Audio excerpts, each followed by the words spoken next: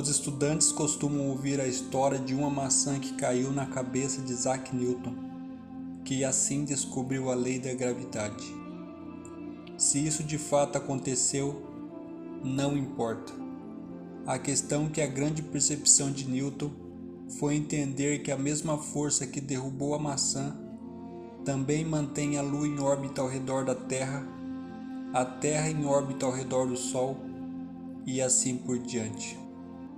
E esse entendimento que veio a Newton foi extremamente importante, porque durante milênios muitos acreditavam que as leis que governavam os céus fossem diferentes das que governavam a Terra. Newton mostrou que isso estava errado, e embora sua contribuição tenha sido na área natural, o mesmo princípio se aplica à lei moral. A mesma liberdade inerente ao amor que levou à queda de Lúcifer no céu, levou à queda da humanidade na terra. A lei de Deus pode ser definida como uma expressão de seu caráter justo e santo. Deus criou o homem para viver segundo a sua lei. Isso significava que o homem não foi criado para viver segundo seu próprio padrão moral, mas segundo o padrão moral exigido por seu Criador. A lei de Deus é comunicada ao homem de várias formas: no espaço e na órbita dos planetas, na natureza, na consciência do homem. Enfim, Deus é a força que controla tudo, porque tudo que vemos veio da mão de Deus. Alguns textos bíblicos comprovam isso. Pois ele enxerga os confins da terra e vê tudo o que há debaixo dos céus. Jó capítulo 28, verso 24. Nada em toda a criação está oculto aos olhos de Deus. Tudo está descoberto e exposto diante dos olhos daquele a quem havemos de prestar conta. Hebreus capítulo 4, verso 13. Todas as árvores do campo saberão que eu, o Senhor, faço cair a árvore alta e faço crescer bem alto a árvore baixa. Eu resseco a árvore verde e faço florescer a árvore seca. Eu, o Senhor, falei e o farei. Ezequiel capítulo 17, verso 24. Ninguém pode alegar desconhecer a lei de Deus, pois em menor ou maior grau que seja, todos recebem conhecimento sobre sua vontade.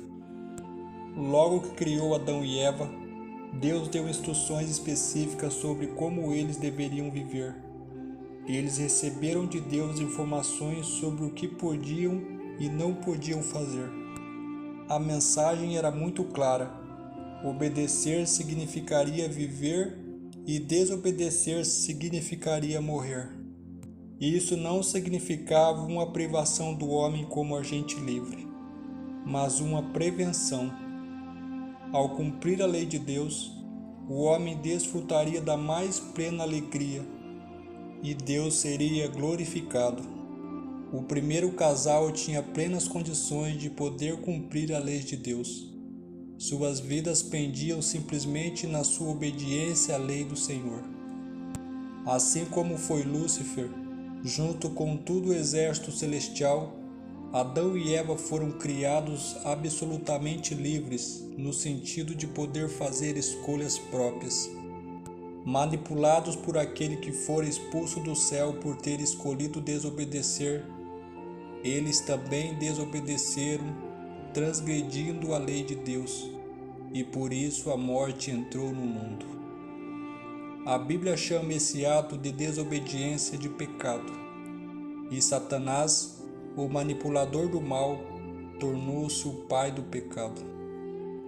Adão era o cabeça da raça humana diante de Deus. Isso é, ele era o representante da humanidade. Quando ele quebrou as leis de Deus, consequentemente toda a humanidade também quebrou com ele. Assim, a natureza humana foi corrompida pelo pecado. aquela capacidade natural de poder obedecer à lei de Deus foi perdida. O coração do homem passou a ser inclinado para o mal, por causa das suas más escolhas. A humanidade passou a fazer tudo o que Deus não gostava e sentia um prazer em fazê-lo. Por sua própria natureza, ninguém é capaz de fazer o bem diante de Deus. Após a queda, as coisas foram de mal a pior, até o ponto que o Senhor concluiu sobre as pessoas. O Senhor viu que a perversidade do homem tinha aumentado na terra, e que toda inclinação dos pensamentos do seu coração era sempre a semente para o mal. Gênesis capítulo 6, verso 5. Deus viu que seus pensamentos eram ruins, suas ações também eram, até que o Senhor destruiu o mundo inteiro com o dilúvio. Apenas algumas pessoas, a saber 8, foram salvas por meio da água. 1 Pedro 3:20. Durante algum tempo, os descendentes de Noé continuaram a habitar entre as montanhas onde a arca repousara. Aumentando seu número, a apostasia logo determinou a divisão. Aqueles que desejavam esquecer o seu Criador e lançar de si a restrição de sua lei, sentiam um incômodo constante pelo ensino e exemplos dos seus companheiros temente a Deus. E depois de algum tempo, resolveram separar-se dos adoradores de Deus. Portanto, viajaram para as planícies de Siniar, nas margens do rio Eufrates. Eram atraídos pela beleza do local e fertilidade do solo, e nesta planície decidiram-se fazer uma morada. No entanto, como mostra a história da Torre de Babel, a humanidade ainda parecia decidida a desafiar Deus.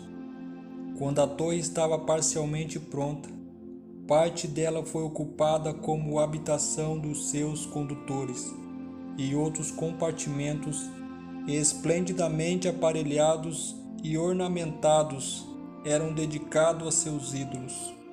O povo então se alegrava com seu êxito e louvava os deuses de prata e de ouro, colocando-se à oposição ao governador dos céus e da terra.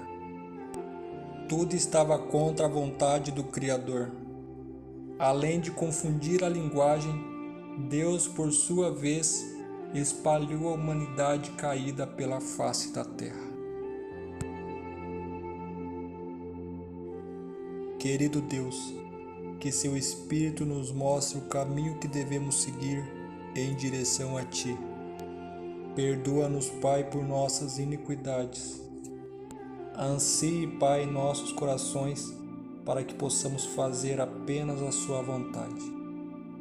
Esse é nosso desejo, a nossa oração, em nome de Jesus. Amém. Até a próxima.